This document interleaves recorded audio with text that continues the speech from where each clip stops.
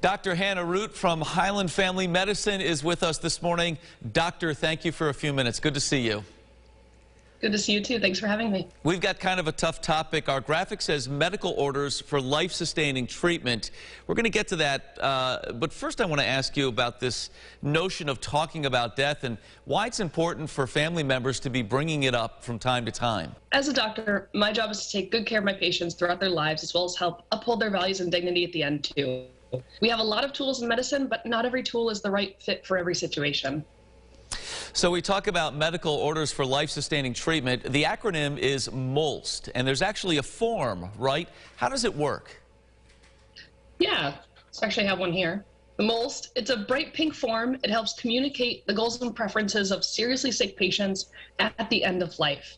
It covers many different interventions, including chest compressions, breathing tubes, hospitalization, feeding tubes, among other things.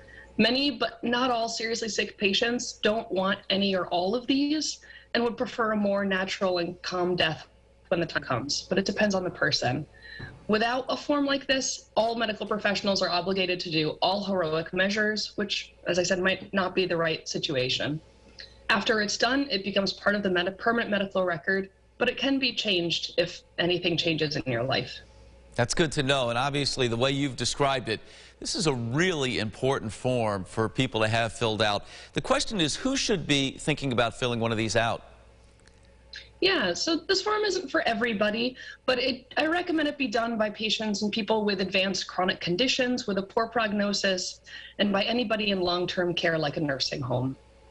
All right, and let's get to the question of how to do it. You showed us the form.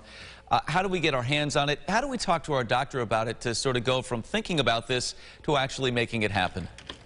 Yeah, so your doctor is well trained to be talking about this with you, and it's never too early to start talking about this kind of thing. But I also encourage you to talk with your family about what some of your end-of-life care wishes may be. And so one way that can help start off that conversation is by talking about someone who you may know who has recently passed, and talking about ways that, things that happen in the later stages that you may or may not want for yourself. It can be an easier way to talk about it. Good entry into the conversation, and then, of course, all the way to filling out the form. Dr. Root, thank you.